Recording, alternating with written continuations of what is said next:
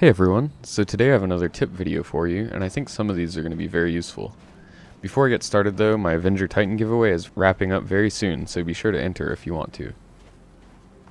Okay, so the first tip for this video is one I found out through doing a lot of NPC combat, which is one of my favorite things to do in the game. So while the Constellation is kind of in a bad spot right now because of its shield holes, it does have one glitch which helps it, which is that you can't damage it by shooting it in its cargo bay. So this was happening to me for a while, and I had no idea why my shots that were dead on were not doing any damage. But as you can see pretty clearly here, that for whatever reason, when you shoot at its cargo bay, it does nothing. So the way I normally get around this is by pressing 2, which cycles subsystem targeting. So on the Connie, this aims you at the engines where you can usually do damage to the ship. And this function of targeting subsystems can be used in other situations as well. But yeah, if you think you're hitting a ship but don't seem to be doing any damage, try hitting 2 and it'll slightly adjust your aim to a different part of the ship. Moving on, another one I have about ship combat is to check your power level setting if stuff starts getting weird in your ship. I haven't nailed down why this happens yet, so if any of you know, please let me know in the comments, but randomly when I'm fighting, the power slider will sometimes lower itself, and this can lead to shields and weapons losing power, which is really annoying. So if you experience either of those things, or even reduced maneuverability when you're in combat, the first thing I like to check is this power setting. Another combat tip I have today is for those of you with bigger and less maneuverable ships. So I've been flying a 600i around for the past few days, and some of the NPC targets can be pretty annoying to get in your sights. Ideally, you'd want some turret gunners to help you deal with them, but if you're on your own, there's a few things that you can do. So the easiest thing is to just fly backwards as often as possible, which helps make a gap between you and the enemy. This lets you adjust your aim and hit them, and most of the time you can do this by just flying backwards or strafing. If that's not working though, one thing that's less intuitive is to use decoupled mode. So the way I do this is I build up a lot of speed in a straight line, and then press V to activate decoupled mode, which lets you keep your momentum, and then I flip around to aim at the target. Hopefully by using a mix of these two things, you'll be able to hit those pesky fighters. Now my last ship combat tip for today has to deal with restocking missiles. Just as a disclaimer though, this one's kind of buggy, so use it at your own risk, and I'd recommend sticking to doing it with stock missiles since sometimes they disappear after doing this. So if you're using ones that you bought, they might go away. However, it's not that big of a deal because missiles and torpedoes are really cheap right now.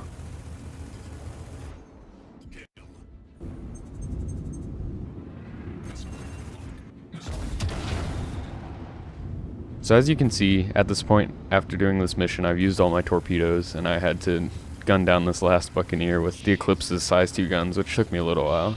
But after doing that, I just opened the ship loadout menu and let it load without selecting a ship in the drop-down. If you select your ship, it usually is locked and you're not allowed to modify anything, but if you just let it load, then you should be able to change things around. Then you just go in and equip your missiles or torpedoes again, and they magically show up in your ship, as you can see here. So to show that they actually are there and are usable, I went and did another bounty. And even though the Eclipse should only have 3 torpedoes, I was able to fire another one without going anywhere to restock. So again, this is kind of finicky and it might make some of your missiles disappear, but I think it's good to know about because there's definitely times when this could be useful.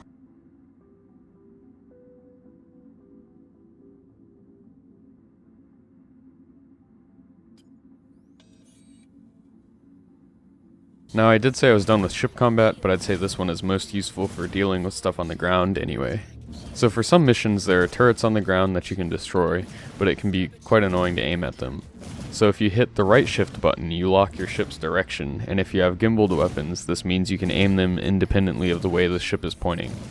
So it still can be a little bit tough to hit stuff on the ground, but it's a lot easier than dealing with the whole ship moving along with your aim. So yeah, just remember this if you're trying to shoot at turrets or even other players that are on the ground.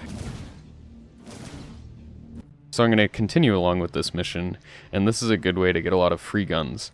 So if you don't know, if you die with a gun out, you drop that gun where you die, and you lose it from your inventory, so it's not a bad idea to have a bit of a stockpile of them. However, guns are a few thousand credits, so it's worth getting them for free. So right now I'm doing the mission on Hurston, and I believe it's called Outsourcing Opportunity, which along with paying 10,000 credits if you complete it successfully, it gives you the opportunity to pick up a lot of free P4 ARs, which are my favorite type of gun. Another good option for this mission though is the one at Security Post Korea over by Crusader. Just be careful with that one though, because there might be players that are trying to hack their crime stat. So for these missions, you do want to be a little bit careful because the NPCs can kill you if you just run at them, and it definitely can be glitchy. But as long as you take your time to clear everyone out one by one, you should be okay. Then after you're done, just pick up the guns and unequip them in the loadout menu, and you can continue picking up more and more, and they should be in your inventory. Just this mission gave me over 10,000 credits worth of guns, and you can even drop these to your friends, so if you do a lot of FPS combat, I think it's worth doing these missions a couple times to build up a little stockpile. Next, I'm going to move on to some tips for illegal activities. So trading illegal commodities is a good option if you have a smaller cargo ship and you want to do cargo, but the issue is that the places where you buy these commodities are normally not marked. There are guides on how to find them without the markers, but I find it's pretty hard to do so. So one way to get them marked is with personal missions. Now unfortunately, I've done too many bounties for most of the personal missions to show up for me, but one of the appointments that marks reclamation and disposal works as an example. So if you look up on Galog and find a place that you want to go to buy commodities, then just try looking for a personal delivery mission to or from that location, and this will give you a marker and it'll make it much easier to find that location. So another tip about these unmarked spots that you probably already know is canceling quantum jumps to get there faster. If you don't know about this though, this can save you a lot of time since you can't quantum jump directly to these spots. So basically you just find targets that'll take you along a path that passes by the location you want to get to, and then you can press U to power off your ship and stop your jump when you're at the closest point to the location. So by doing this a few times, you can get the distance you have to fly in atmosphere down from hundreds of kilometers to just a few tens of kilometers, and this should save you a lot of time.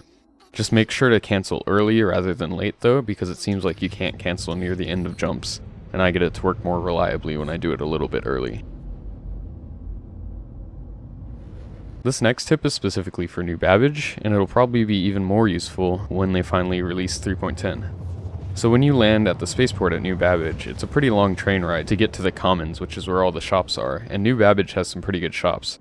Right now, the center mass there has some of the best selection of weapons in the verse, and this upcoming update will be cool because it'll add the exclusive Moby-Glass shop there. So if you're just going to New Babbage to make a quick purchase, you can save yourself some time by landing right outside of the Commons. If you look for the train across the lake, you should be able to see the 4 domes of the Commons on one side of this train, and then if you land on this hill, you can go right on inside and skip that train ride. One thing to know about this though is that landing here might not change your spawn point, and it will not store your ship, so if you're coming a very far distance to Microtech, it might be worth it to just land in the spaceport, since you won't have to fly all the way back to Microtech if you disconnect or get a 30k before you get the chance to buy what you need. But if you're not worried about that, landing here can save you a bit of time. Next, I wanted to talk about ground vehicles a little bit, and the tip I have for them is just to buy them. The PTV is only 5,000 credits, and all of the Cyclones are only 28,000, so you can get them pretty cheaply, and they're a whole lot of fun to just mess around with. I'll leave a link in the description that has locations of where to buy everything specifically, but Loreville is a good spot since it has all the non-base Cyclone variants, the Ursa, and the Ballista.